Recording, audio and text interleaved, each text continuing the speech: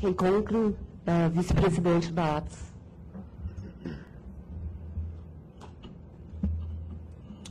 Thank you.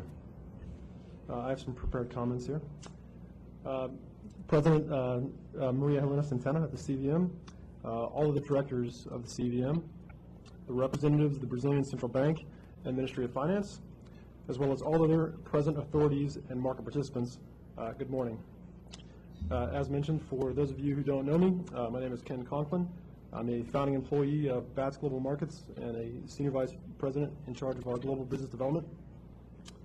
First of all, we'd like to thank President Maria Helena for the invitation and opportunity to publicly comment on the study prepared for the CVM by Oxera. We would also like to thank everyone attending this public hearing for showing great interest in the development and evolution of the Brazilian markets. From afar, many in the world have been watching the growth and evolution of the Brazilian capital markets. Since 2004, average daily traded volume has increased almost eightfold, from 1 billion reais in 2004 to an average daily traded volume of 7.5 billion reais in 2012.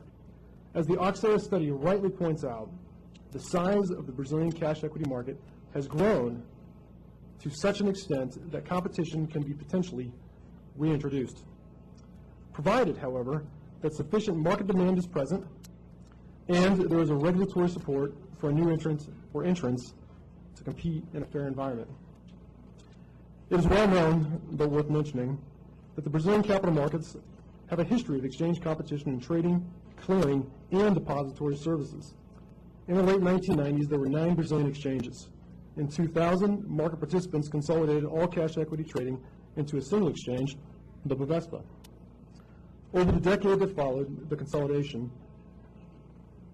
a number of important changes and improvements have occurred, such as the end of the traditional open outcry trading and the beginning of electronic trading. This culminated in Bovespa and BM&F's IPOs in 2007 and their subsequent merger in 2008. During that period, the Brazilian capital markets experienced records broken over and over again in the size of IPOs, with foreign investor participation as high as 80% of overall demand. In 2007, companies raised a record 70 billion reais in the Brazilian equities capital markets. A large part of this impressive success and growth has resulted in the modernization of the BM&F Bovespa, which enhanced its international credibility and enabled the BM&F Bovespa to grow in recent years to become one of the largest and most profitable exchanges in the world. It is also well known, but again worth mentioning, that BATS Global Markets signed an MOU and has been working closely with Claritas and Freitas Leite towards the creation of a viable new cash equities market in Brazil. BATS, like many other global exchange operators, has been watching Brazil closely and believes the timing is right and worth the investigated efforts. BATS Global Markets has grown since its founding in 2005 in the U.S., where BATS reintroduced competition from what was then an over-consolidated U.S. cash equities market. Today, BATS has grown to be the third largest market in the U.S. Cash equities, the largest pan-European market with close to 25% of trading from 15 major European markets. BATS also operates a U.S. equity options market with around 4% of the daily contracts traded. As BATS embarked upon growing into each of these markets, special attention and respect was given to unique characteristics of each new market. Also of note, each growth market BATS embarked upon was solely a BATS initiative, funded and 100% owned by BATS. Working with our Brazilian partners, the same attention and respect has been given to unique characteristics in the Brazilian capital markets to find a viable solution to creating a new cash equities exchange in Brazil. Early on in the due diligence process with our Brazilian partners, it was evident that this project was special for several reasons. First, BATS has global experience in creating new cash equities exchanges and an options exchange, but what is exciting and unique for BATS with our involvement in Brazil is that this initiative is not solely driven by BATS, like it was with other markets we've entered. BATS is a global partner to an initiative that is being led by market participants in Brazil. in which BATS brings its experience and know-how to the partnership that was formed to create a new Brazilian cash equities market. BATS feels fortunate to have been asked to be a partner on this Brazilian-led initiative.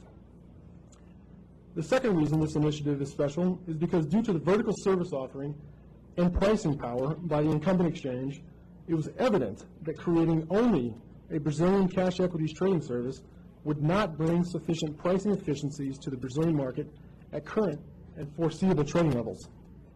As such, there was a need to expand the project to include new clearing, settlement, and depository service offerings as well. The Axera pricing study and the recent shifting of fees by the incumbent exchange between the two services are data points that further strengthen this conclusion.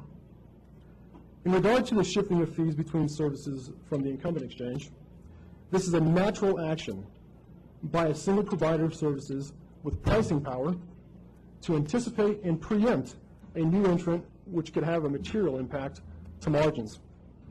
This fee shift by the BMF of ESPA, allocating the largest portion of the revenues to the post-trade component of the business, did not create a net benefit to users of the market, and that the all-in cost for clients is still roughly the same. If the all-in cost for clients are reduced, incentives to trade on multiple exchanges are limited. It is our belief, confirmed in Axera's study when analyzing what happened in most markets abroad, that competition will result in net benefits in Brazil. A clear and recent example of this is the benefit of competition in Australia, a country Axera understands to be of similar size when competition was introduced as Brazil is today. Australia saw its trading fees reduced by nearly 50% before Chi-X Australia even started trading, which reflected an incumbent monopoly's reaction to the threat of competition from Chi-X Australia. This reduction, however, only took place at the trading level, with fees for post-trading services still the same. As a consequence, and like to quote page 97 of Axera's report, in which Axera states, Chi-X Australia has publicly supported LCH Clearnet's application for a license to trade in Australia and, should the application be successful, expects to see lower CCP clearing fees for Chi-X Australia's clients. The introduction of competition in the post-trade service in Australia, if successful, will complete the cycle, and this is when brokers and end clients will really start feeling the full benefits of competition. With this context in mind, the remainder of our comments will be focused on notable areas of the Axera report that pertain to our collective expertise, and will be focused on the facts of the market structure in Brazil as it relates to starting a new set of vertical exchange services and not subjective, theoretical, or philosophical issues. Globally, competition is not new in the exchange space.